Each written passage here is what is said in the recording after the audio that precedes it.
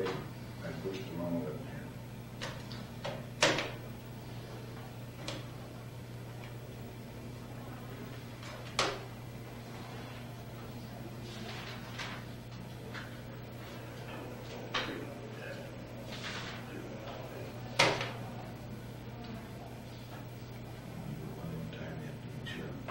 Testing, 1, 2, 3. Well, Rosie, Fritz, I guess we all know one another for many years, huh? I guess so. Turns around to the Turnerschwing, huh? Yeah. Cycling, huh? And today is December the 16th. We're down here at the Lichtstube here at Turner Hall. And Dr. Heine is going to video here, and we're going to have a little conversation about how it was back in the, I guess they say, the good old days, right? Good old days, yeah. Sometimes they weren't also good. All right. For the historic cheesemaking center. And I have right here Rosie Wenger and Fritz Wenger, Mr. and Mrs. All right, and my name is John Hoosma. Okay. All right, Rosie, I'm going to ask you a few questions here. We'll have a little conversation here. Where were you born? I was born in Monroe, but I lived in Darlington, right outside of Darlington at the Otter Creek Cheese Factory. And your father made cheese, or? Right, he made cheese with him and Joe Weigel. I see. And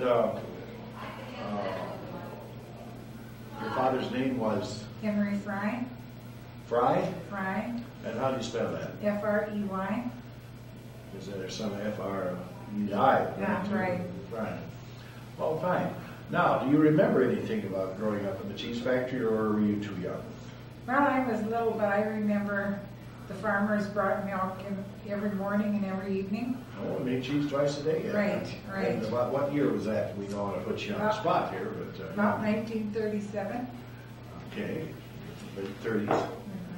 Now, did anybody come with horses and rigs yet, or Right. did they all have pickups? No, they all came with horses and rigs, and then they'd take the way home in the morning and in the evening for the pigs.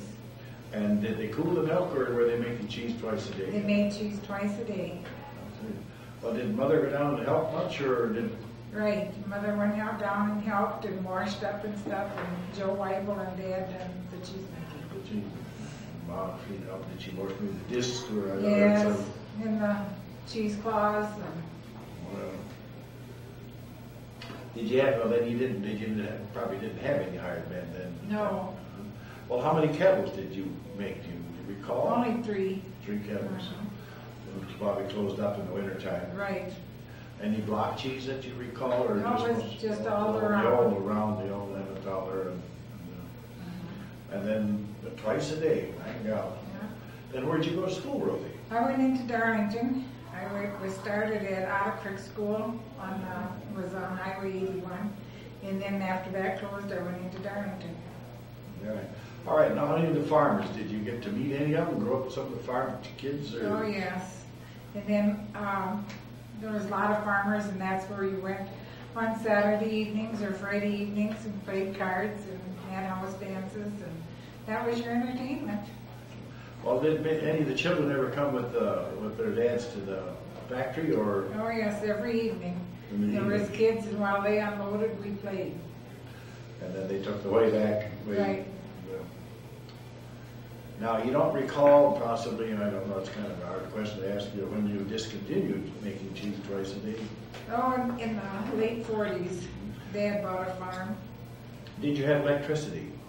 No, they had generator. A generator, okay. Mhm. And batteries and so on and so Right. forth.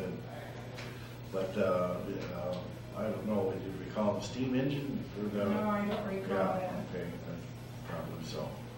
Sometime. Well, Fritz, and where were you born?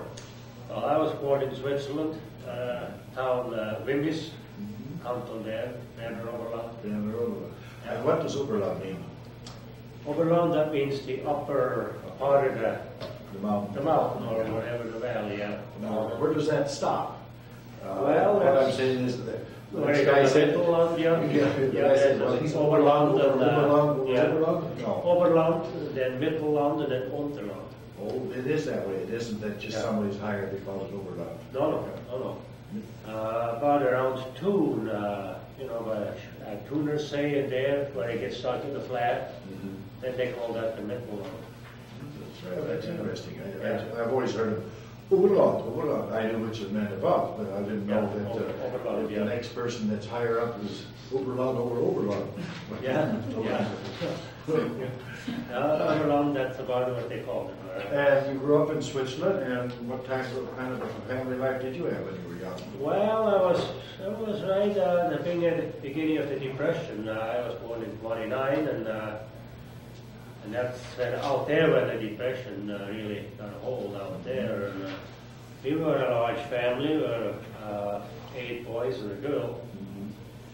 And of course, in those days, there was no such thing as assistant of any kind. So as soon as we were big enough to run around, we went out on farms. In fact, my first day in school was about my last day at home.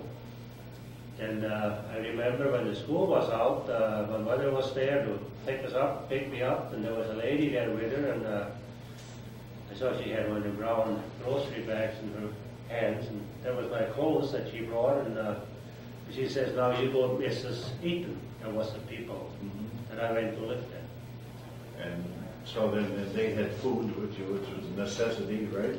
Oh yeah, that was still farmers. So of course, our horses in those days. So I worked on the farm.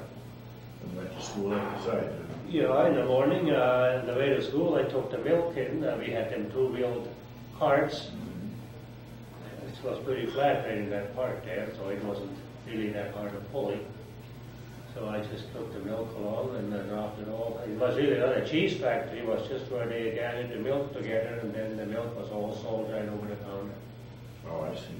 Because there was not enough milk there to make cheese. It was just, one time I was in Switzerland, I thought it was the fastest turnover. They just poured it in a kettle and had a ladle and just dipped it out. Dipped it out by liters. A liter, yeah. And then when you went there, the people were already there from all over the village, different places to get their milk and their little... Yeah, they were standing in line. Yeah, and everybody had their little pail. You know, half a liter or the 2 liter, whatever they wanted. And they had different size ladles. Containers. They dipped it in, and if it was full, that was it. Well, that's on. Then, of course, the excess they separated in the.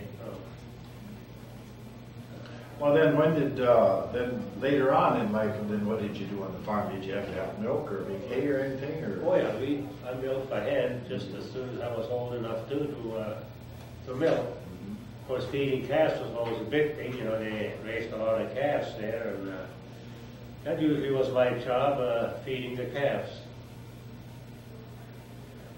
And then, of course, in the morning you go out with cut the grass, you know, they bring the grass in. In those days we had to use a scythe.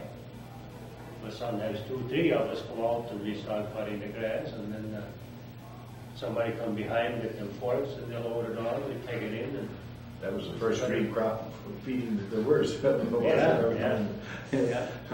Here they just started here later years, you know, and the chopper came along, you know, but they've been doing the old country for years or centuries, probably. Oh yeah. Of course, it wasn't chopped up out there. It was just a clean cut in the bottom, and that was it. Well, how many cows did the one farm have, or about in your area there, about? Well, I think the average might have been maybe half a dozen. But the farm that I worked for, he also was what they call a fay handler. You know, he was a buyer, cattle buyer. Oh, I see. There was times we had maybe 20, 25 cows, or maybe up to 30. And if he had a notion, if the market was good, then he would sell all he could, then he'd be down to maybe 15. But then it wasn't long, then he brought some back again, and we had to, whatever it was. He was a trader. He was his money with that. They had a good farm, and they had quite a few hired men. Which has to be done too. I mean, it makes it, you know, so people can trade, you know, buy some cows or replacements or, something. But mostly sold for milk cows, not for butchering or both. No, milk. Milk. Yeah.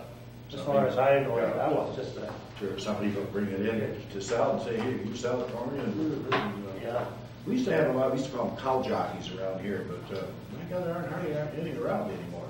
But they used to come around here with a wad of cash, you know. You don't have to report it here. You got a cow for sale, they all dig out so much money, 200 or 300. And there used to be a lot of them. I should have mentioned their names, Bob Truls, Bucky Bear,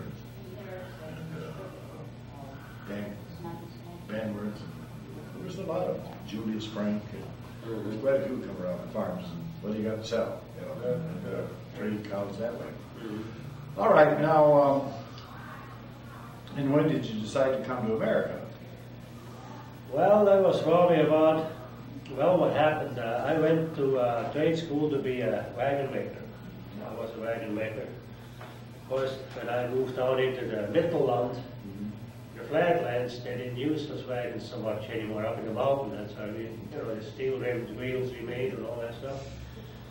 And one day I got a letter from my dad, and says, hey, your Uncle Gottfried is here from America. If you want to see him, you better come home in the next week or so, because he'll be leaving in about 2 weeks. So I went home the following weekend, and he got to talking, and he says, hey, you wouldn't like to come to America, would you? I said, sure. How old were you? I was about 21, Okay. right at that time. Did you have any girlfriends? Did I have any girlfriends? Over there at 21? No, you'd see girls, but really nothing serious. All right, because I want to bring Rosie back in here.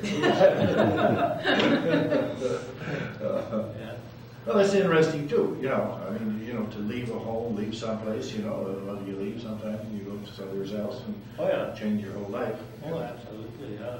I know he was right here. Well, he was in Switzerland, and that helped me. We had to go to the Swiss consulate in Zurich, and he filled out the paperwork, and in 6 months I had my reason to come over here. And usually it took about a year and a half, 2 years. But as long as he was right there, and he signed for me, that really made me You're a easy. sponsor, yeah. Yeah. Sponsor. Yeah. Well, isn't that remarkable? Okay, then how did you come over? Well, I went to Strasbourg. I went on a train, with the train to Strasbourg. And from there I got on to do an ocean liner named Queen Mary. And from there we came to New York. That was a rough ride too, I'll tell you. That was in the middle of winter, December. That was about the worst time of the year to be out in that Atlantic Ocean. Did I ask you, did you get cronkite? Oh yeah, everybody. That wasn't just the old. They didn't use much food at that trip. Nobody ate. It was really rough. And it took How many days did it take then? Well, it took about 7 or 8 days, and normally it's supposed to be not more than 5. And what year was this, did you say? That was 1950. 1950. In winter 1950. Did any of your other family come over then, or? No, I'm the only one. Yeah. Okay, then, and your, you said he was your uncle? Yeah. And what was his occupation? Well, he was up in Blanchard. Well, he was a cheesemaker. Yeah. Was he on the factory yet at that time, or retired? No, he was retired already at that time. He lived in Postville. One of his sons, Ambrose Wenger, had a farm in Postville, so that's where I went to then. You don't recall what cheese factory he was on? I think it was the Puddle Duck. Is that right? Yeah. That's where my pa and my grandpa came over. Really? Puddle Duck. And there's a controversy: is it Puddle Dock? Is it Puddle Duck? There's both two stories. You know, the name is after. All right, now Rosie, how did you come into this picture here? Let me first ask you. You said your name was Fry. Do you know where your parents came from, or what part of Switzerland? What canton? Rubendorf. That's Basel. Basel, yeah. Okay. And my mother, she was from Iowa, but my grandpa, he came from the same town, Rubendorf. Switzerland. Yeah. Buben, does that mean? Buben meant voice. Yeah. Yeah, actually, there's a little story about that town. Well, let's have it. Don't you have time? Yeah. Well, there was one guy in that town. He was quite well to do, and he had 7 boys. and he had a house built for each one of those boys. So that's why they call it Boys Town, Bubendorf. Bubendorf, yeah, that's it. That's My youngest son, I call him Boobly. Boobly, See, yeah. and I still sign the papers, Boobly.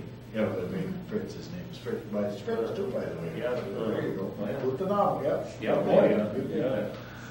All right, Rosie, now that, when did you kind of come into the picture here?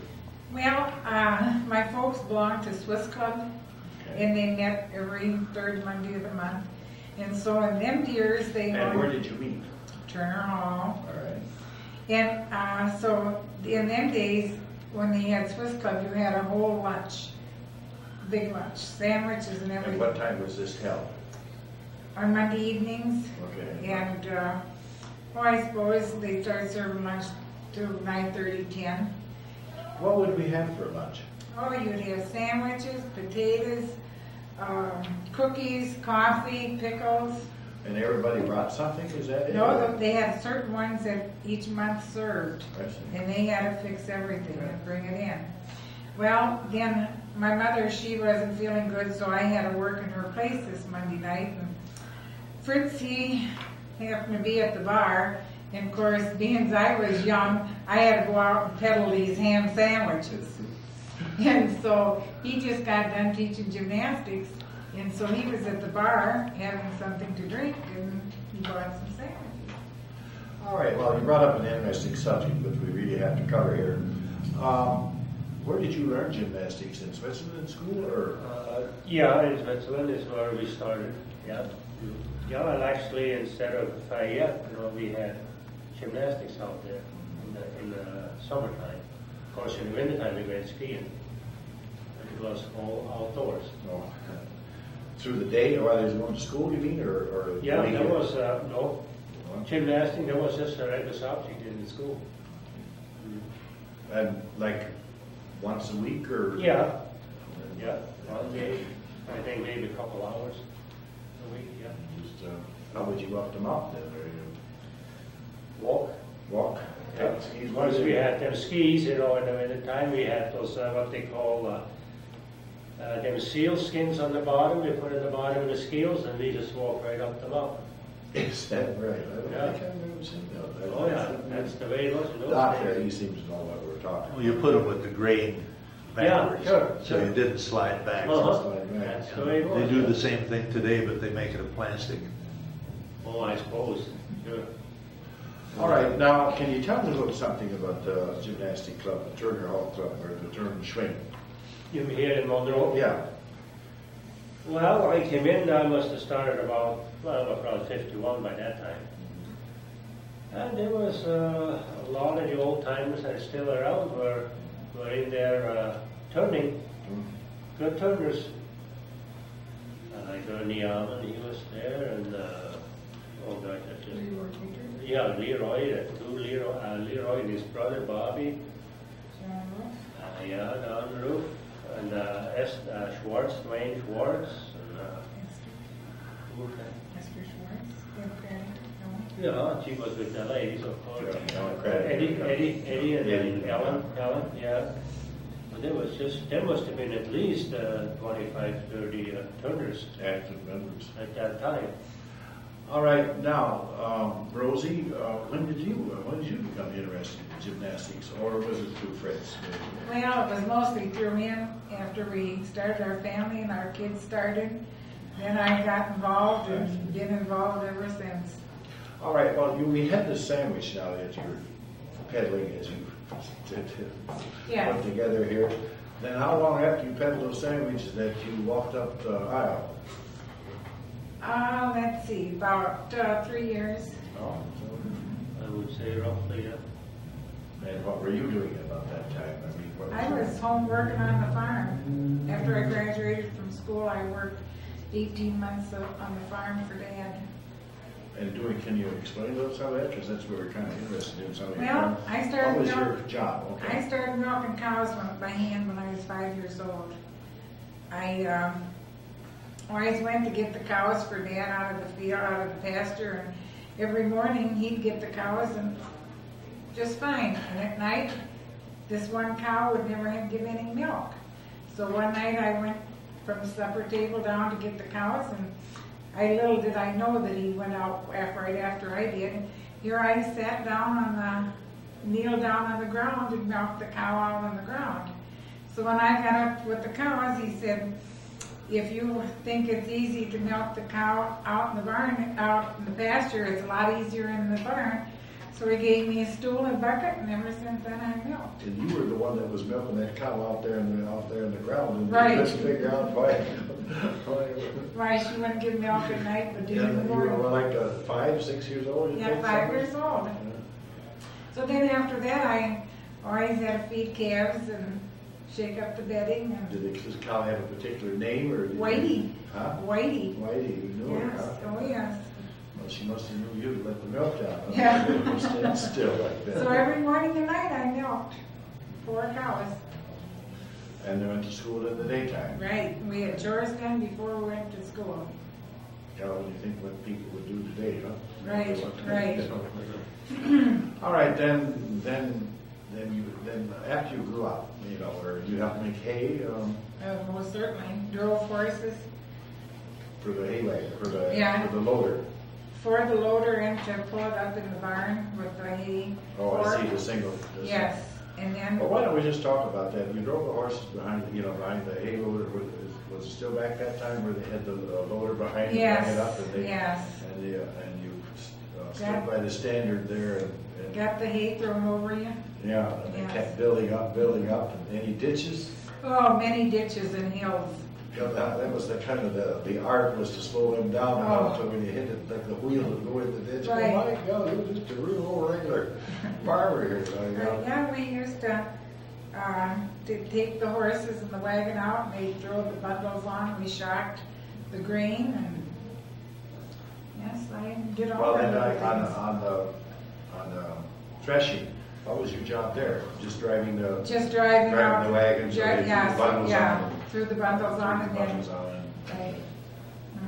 Well, to me, I know it's talking about those ditches, Oh. Then they want to pull, and the guy that's bucking the loader, bucking the loader, almost tips him over, if you go Right. too fast. And Right. I used to drive a team of mules, and some of their guns, they seemed like when they'd hit, they just wanted to pull right in there. Right. Of course, the guy went out there, hold him back. Well, they didn't have much muscles when you're a kid. No. You can't pull that back, So you Even when you're going down a hill, they can hold it back, and you were doing it all you could. Oh, that Rosie. My God, no wonder you got that old muscles there. You got that Fritz here. Yes. All right, then later on, then you milked the cows in the milk machine then, and Yes, yes, but we always cleaned barns and that by hand where our barn was situated. We didn't have a barn cleaner. did you have a driveway or just No. you push it to the side, to the Push cross, it. cross that? Yeah. Push it Right. out the side and fill up. Yes, Drive alongside the barn and pitch it out, and some Right. cold days you pitch it a little further and build a pile up. Or did you always, right, you can't always. no, you always, the one in the winter you just stack Pile, it, stack it yeah, over there yeah. on the side there, and Yeah. pitch it back on the side. Yes, in the Double spring you pitch. start over again. Well, my goodness sakes. All right, now, then you went to machines, and where did you haul the milk? We hauled, at first we hauled it to the Otter Cheese Factory Right. then. And then after, about the last 7 years that I was home, the milkman came and it went into Shellsburg. Into, who was running that? Oh, I don't remember. Raleigh. Raleigh. Oh, on the Four Corners. there, Yeah, right. Raleigh Cheese Factory. Yeah. Hicks Corners. Six there. Corners, yeah. I think. Mhm. Otherwise it went to, then did the other factory close? Yeah, Or did yeah, it close? Otter closed, yeah. Yeah, transportation came along, changed, technology kept changing Yeah, all that right. stuff. All right, and then how many cow, what was the top herd that you have? How many did you have really? But then I figured milking heavy in winter, and then when the field work started, we had a lot of them dried up. So we milked about 30, 35. All right, then when you met Fritz, then what? Then where did you live? Well, he was in service. So then we went to Missouri. He was at Fort Leonard Wood. And he didn't want me to work. And of course, after working on the farm all the time, it was sort of hard to sit in an apartment. So after he went to work, I went out and I picked grapes at the vineyards. Sure. Yeah, well, that's where we were taught, but I mean, it is kind of a thing, even like early on. You don't like to think the whole should work, you know. I think this tradition Well, is that's kind of tradition from the old country. I yeah, suppose. see that, well, think, you know, I can't make enough money, I got a sport wife, she's got her, you know. But that's kind of going by the way. But it's nice to hear those things, you know what I mean? It's, you work from home, you can be a slave, but if you go someplace else, it kind of is it's again kind of against the cultural trait, I guess, or the pride of the man. And all right, back to the turn and swing now. Can you tell me some stories on that, Rosie? Well, I taught juniors for years, I suppose about And what age are we talking about? 3 years on up to 12. And then I instructed the ladies group. And we went to competition, put on exhibitions at Turner Hall every spring. And then it used to be a big thing. Yeah. All the parents would come and be so happy to see their little ones out on stage, and we'd work out pyramids. I always used to come, you know, Yeah. with their little red outfits. outfits. By the way, I have to check my membership here. I don't know if I'm due again or not. But No, you're paid up yet until 98. I'm gonna sing on the debt here. So, and then the last team we took to competition of the ladies was in 1980. And it was Milwaukee, Cleveland, and Monroe, and we took first place. And that was sort of a challenge, always beating Milwaukee, but we did it. And you were the one that, Yes. I remember you, that Rosie golf. Gee whiz. All right, and Fritz, and your participation in the turn and swing. Yeah. Oh yeah, I was probably from the bottom up. I was took care of the equipment. After that, I got to be a trustee, and after that, I got to be instructor. Now I'm president. Well, I guess, and that's about as high as I can go, I guess. Yeah. Well, we're honored here to have, I would say, two presidents really, because she's the one really that took care of the ladies there. Yeah. And the story was around that without the Wengers, there wouldn't have been any turn and swing. And for many years, you were people that kept it going. I mean, it was, you know, and I know. Yeah. Yeah. Well, I belonged there back in, we competed back when it was mostly just Nazi now, or I never really did much bar work or the horse or whatever. It was quite a ways to go, but what I want to say is these Swiss farmers, Swiss cheesemakers, and so on and so forth, even with all their work that they had, they still had the time to come here to keep up that tradition that they brought over from the old countries. I mean, you know. Excuse me? Swiss wrestling too. Yeah. And, what I meant by Nazi now, you know, Nazi now. National, yeah. Yeah. And they have stone throw and the rubber Yeah, jump and yeah. so on and so forth. Yeah. Well, usually the bigger men, they were more into that Nazi wrestling and Yeah. stone lifting. Yeah. And smaller people like myself, we were more into apparatus. You know, we were more suited for that. Sure. We were wrestling, things like that. So everybody done their part, I guess. All right, now what state of the game are we here now with turn and swing?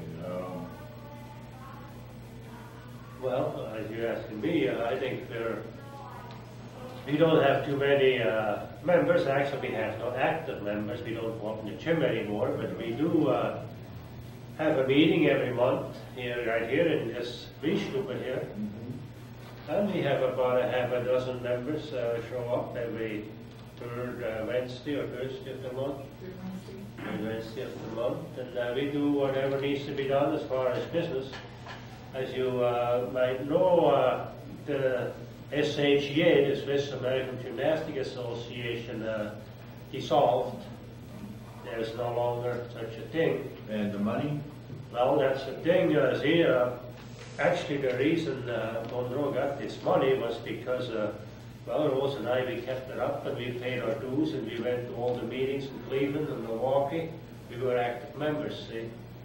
like, well, New York, Paris, and Cleveland it was on it. But most other organizations dropped out, so actually when it came to dissolve, there was only Cleveland, Milwaukee, and Monroe left. So all the money got split 3 ways. So Monroe did get quite a substantial amount of money. And of course, a lot of that money we took to start this Turtle Hall Preservation Fund. That was the That's first what I wanted to money. bring up, see? And I filed the papers and filled out all the forms for the Swiss American Gymnastic Club to become 501c3 tax exempt, so we could get money from the National Association, because you had to be a 501c3 status in order to do it. And so I worked very hard on that, and then Todd Schlusey, he helped me finish it up, so we got it. And that's how the preservation fund started. The Turners had money already put into the preservation fund before it even had the kickoff time. And now they've reached their goal, and you were the start and the first part of it, and Yes. I wanted to bring that up. Listen, it's been nice visiting with you, and we'll have this up at the Cheesemaking Center, and it's been nice. That's it. Okay, thank you. Okay, just a minute.